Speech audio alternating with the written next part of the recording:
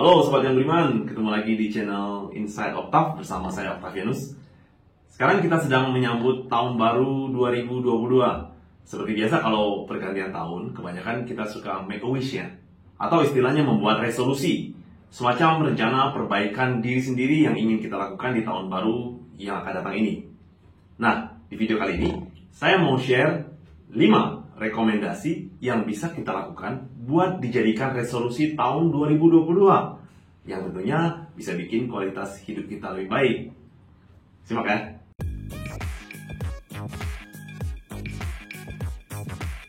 Memasuki tahun baru yang penuh tantangan, ayo kita bikin resolusi pribadi. Apa komitmen yang saya atau Anda pribadi akan lakukan selama tahun depan ini? 5 rekomendasi resolusi berikut saya coba kutip dari berbagai sumber. Rekomendasi resolusi yang pertama, komit untuk mengubah gaya hidup menjadi lebih sehat. Ya, tahun 2021 akan segera berakhir, so tahun depan seharusnya kita bisa menjadi orang yang lebih baik dari sebelumnya, lebih baik secara fisik dan mental dari sebelumnya. Nah, ini bisa diusahakan dengan cara mengubah gaya hidup yang sehat.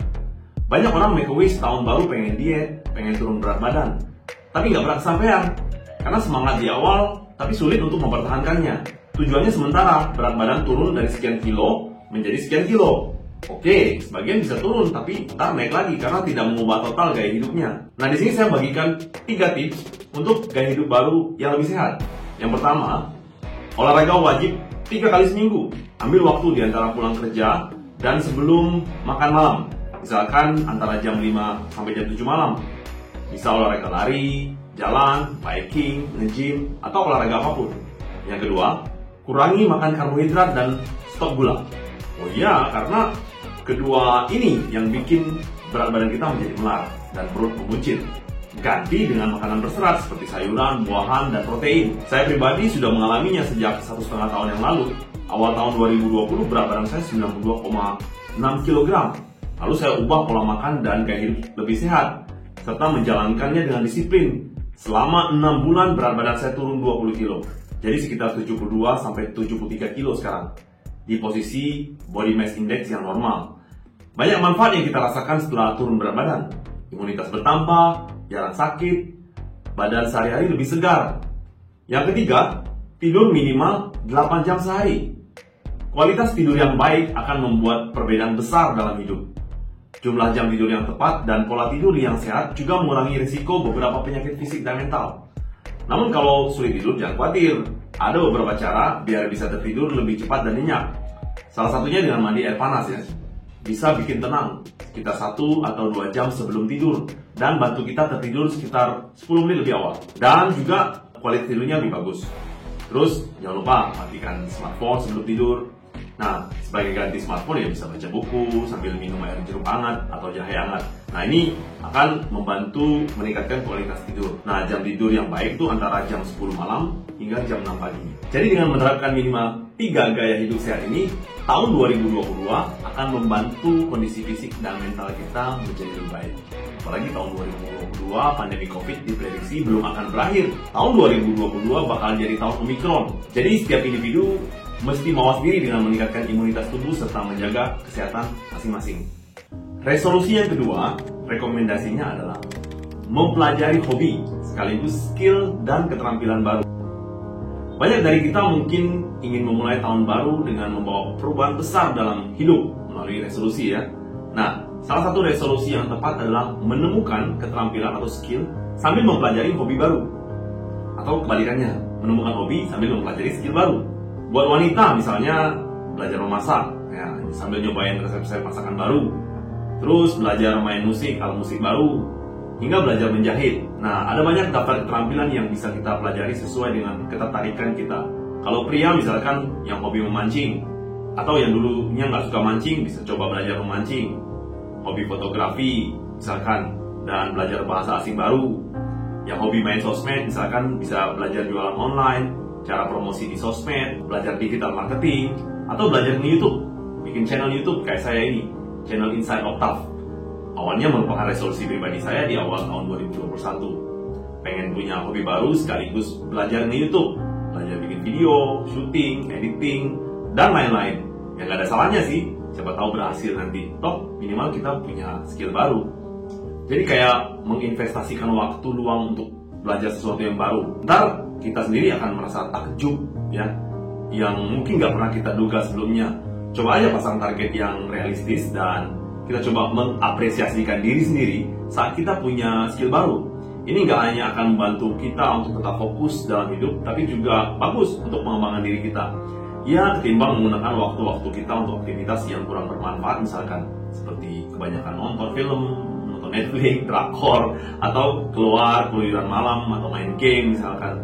Ya bukan berarti nggak boleh sih, tapi kalau bisa dikurangi porsinya dan lebih baik diganti dengan waktu-waktu untuk belajar hobi sekaligus skill baru. Rekomendasi resolusi yang ketiga, yaitu mengatur keuangan lebih baik.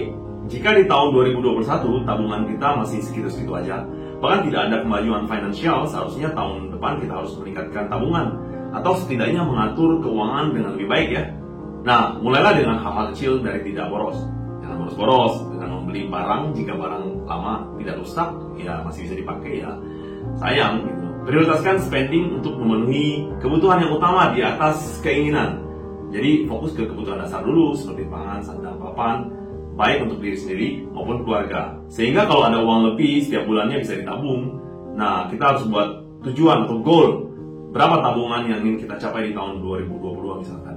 Misalnya saving meningkat 30% dari saldo akhir tahun 2021. Nah, terus juga mulai memperbaiki manajemen keuangan kita. Mulai melakukan financial tracking atau mencatat semua expense pengeluaran misalnya. Ya intinya sih bagaimana kita bisa mengendalikan spending lebih kecil daripada revenue yang kita dapatkan. Misalkan dari gaji atau tunjangan buat yang bekerja, atau dari keuntungan buat yang berbisnis misalkan. Selain itu kita juga bisa bikin resolusi buat investasi, atau gimana caranya mencari tambahan penghasilan di luar dari regular income yang sudah ada.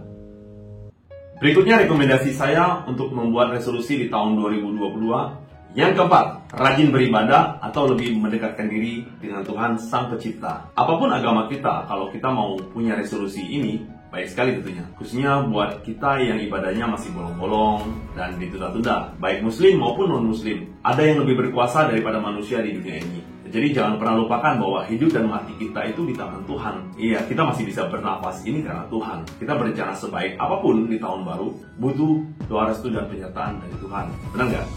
Nah, dengan rajin beribadah, iman dan kehidupan spiritual kita akan dikuatkan tentunya. Makin banyak nilai-nilai keagamaan yang akan kita pegang sebagai pedoman hidup. Dari mulai membaca kitab suci dan buku-buku rohani misalnya, bisa membantu kita lebih bisa berpikiran jernih. Ketika kita sedang dilanda stres misalkan, coba deh untuk datang kepada Tuhan, berdoa, sembahyang, menceritakan masalah kita kepada orang lain seperti teman, keluarga, biasanya bisa melegakan perasaan. Tapi ketika kita menceritakan kepada Tuhan, Ia tidak hanya melegakan perasaan, tapi juga memberikan jawaban terhadap masalah yang sedang kita hadapi. Kita akan lebih mengerti arti tujuan hidup kita, ya bisa mengontrol emosi kita dalam menghadapi masalah, serta membuat hidup lebih tenang, damai, sejahtera. Amin. Resolusi yang kelima, rekomendasi saya adalah resolusi melakukan kebaikan setiap hari. Percaya atau tidak, ternyata berbuat kebaikan bisa meningkatkan kebahagiaan kita. Karena berbuat baik bisa mengeluarkan hormon bahagia dalam tubuh. Salah satunya adalah hormon oksitosin atau hormon cinta. Kita bisa membuat target untuk melakukan kebaikan setiap hari misalkan dengan hal-hal sederhana. Misalnya membantu orang lain, tersenyum pada orang-orang di sekitar kita, dan menghindari penggunaan kata-kata kasar yang bisa menyakiti perasaan orang lain. Siapapun dia dan apapun kekurangannya di mata kita. Sebelum memulai hari, pikirkan cara bagaimana kita dapat melakukan hal positif ke diri sendiri dan orang lain. Kita nggak perlu berusaha keras sekedar memenuhi resolusi tahun baru ini. Ya, asalnya melakukan kebaikan kecil saja sebenarnya sudah cukup. Seperti misalkan mengirim pesan singkat kepada teman yang sudah lama tidak berhubungan, yang tidak kontak, misalkan kirim WA gitu ya, ucapan selamat, terus menghubungi orang tua yang di kampung halaman, terus misalkan bisa memasak makanan untuk pasangan kita. Jadilah orang baik, selalu membagikan kebaikan, bagi berkat bagi orang-orang yang membutuhkan. Karena suatu saat nanti kebaikan pun akan datang berbalik pada kita di saat yang tidak kita duga.